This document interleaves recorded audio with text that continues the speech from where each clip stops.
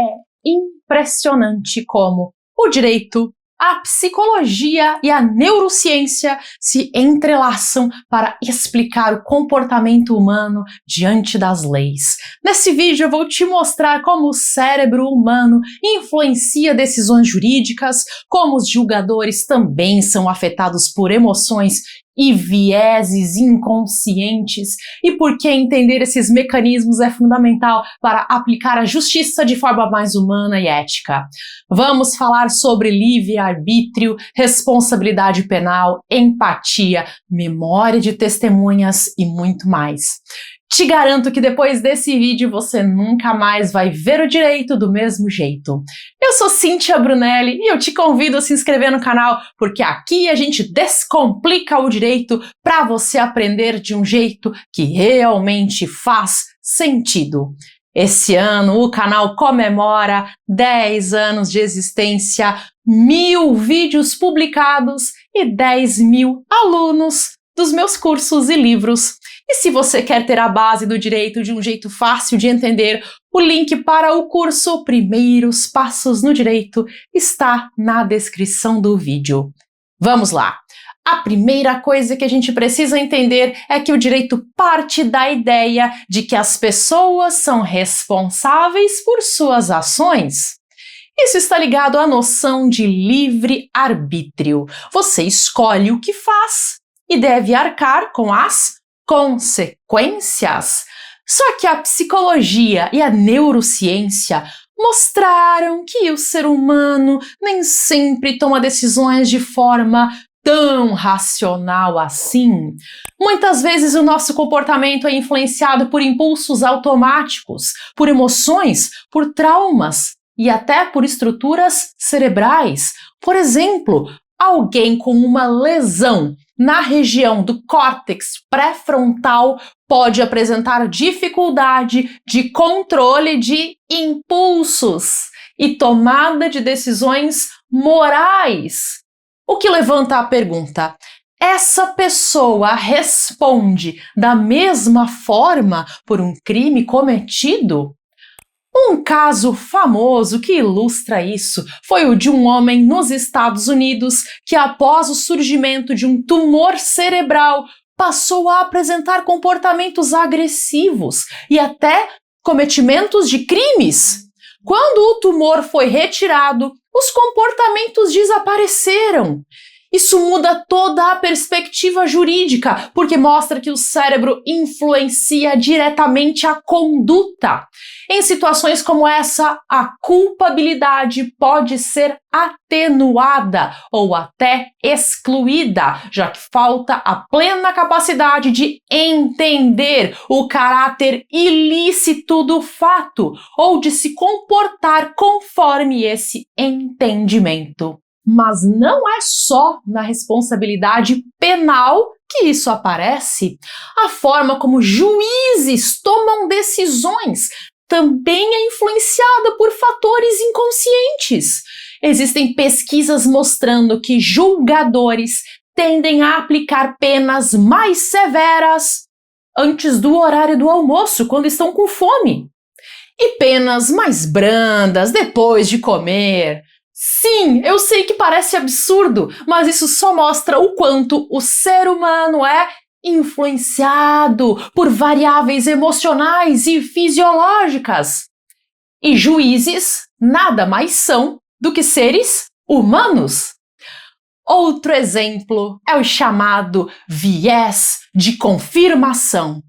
Um juiz pode, sem perceber, prestar mais atenção às provas que confirmam o que ele já suspeitava desde o começo do processo e ignorar outras evidências.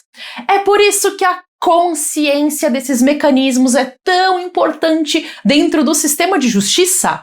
E tem mais. A psicologia cognitiva trouxe uma contribuição enorme para o direito, como os estudos sobre a memória das testemunhas. A memória humana não é uma gravação exata dos fatos.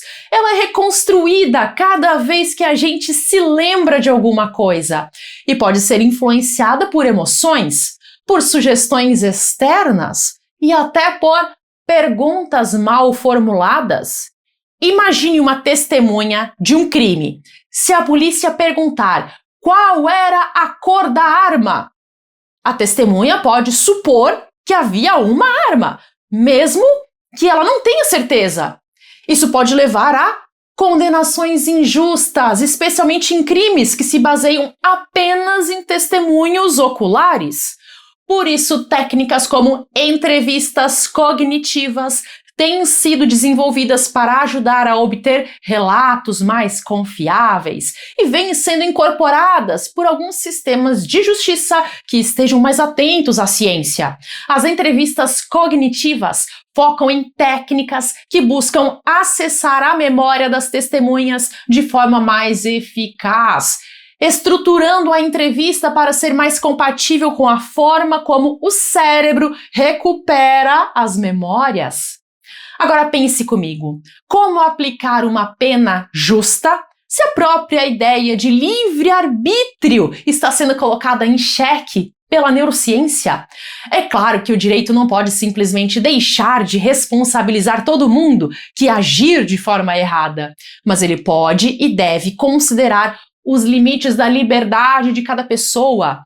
Uma criança não tem o mesmo grau de compreensão que um adulto. Uma pessoa com um transtorno mental grave também não. E mesmo entre adultos saudáveis, existem variações de julgamento influenciadas por fatores como estresse, sono, alimentação e histórico de vida. O direito penal já prevê isso em algumas hipóteses, mas a tendência é que essas questões sejam cada vez mais levadas em conta nos processos. Essas discussões também impactam o campo da política criminal. Se sabemos que a punição não corrige comportamentos motivados por falhas neurológicas, talvez o mais eficaz seja investir em prevenção, tratamento e acompanhamento terapêutico. É o que já acontece em alguns tribunais especializados, como os tribunais de saúde mental nos Estados Unidos, que buscam soluções alternativas à prisão para pessoas com transtornos mentais. Aqui no Brasil, iniciativas como a Justiça Restaurativa também apontam para caminhos mais humanos, reconhecendo que por trás de uma infração pode haver um histórico de dor, exclusão e sofrimento. E não podemos esquecer da empatia. A empatia, que tem base neurológica nos chamados neurônios espelho, é fundamental para a convivência social e para a aplicação da justiça. Juízes, promotores, defensores e advogados que conseguem se colocar no lugar do outro tendem a compreender melhor o contexto das partes envolvidas. Isso não significa passar a mão na cabeça de quem comete um crime, mas sim considerar a história por trás do comportamento. Imagine uma mulher que cometeu um crime ao reagir a anos de violência doméstica. Julgar esse caso exige sensibilidade e não apenas a frieza da letra da lei. A integração entre direito, psicologia e neurociência está transformando profundamente a forma como a gente entende o comportamento humano diante da norma. E isso tem reflexos diretos nas leis, nas decisões judiciais, na forma de investigar, de julgar e até de ensinar o direito. Quanto mais o sistema jurídico dialogar com a ciência, mais justa tende a ser a aplicação da norma. Afinal, não basta aplicar a lei, é preciso entender quem é o ser humano que está sendo julgado. E esse ser humano é complexo, é emocional e muitas vezes é imprevisível. Entender esse assunto é essencial para quem quer enxergar o direito além dos códigos, porque o direito é feito por pessoas e para pessoas. E quanto mais a gente entende de gente, melhor a gente aplica a justiça. Se você chegou até aqui, deixa o seu comentário com a frase Todo mundo deveria conhecer o direito. Todo mundo deveria conhecer o direito. Agora pensa comigo. Você já parou para perceber como entender o direito de verdade pode ser o diferencial no seu futuro? Muitas vezes a gente mergulha em artigos, doutrinas, jurisprudências, mas esquece do mais importante: a base sólida que sustenta todo o raciocínio jurídico. Sem essa base, cada novo assunto parece um peso enorme. A memorização não flui e a sensação de insegurança só aumenta. E é justamente aí que está o perigo. Porque se você não domina os fundamentos, cada prova se torna uma loteria, cada questão um desafio gigante e cada nova lei uma confusão ainda maior. É o tipo de coisa que pode atrasar a sua aprovação nos concursos, dificultar a sua prova na OAB e até travar a sua evolução na profissão. E o pior é que quanto mais o tempo passa, mais você sente que está acumulando lacunas que podem te derrubar nos momentos mais decisivos. Só que não precisa ser assim. O curso Primeiros Passos no Direito foi pensado justamente para evitar essa armadilha e colocar você no caminho certo. Eu já ensinei mais de 10.000 alunos entre cursos e livros. E eu sei o quanto a clareza nos fundamentos transforma a forma de estudar.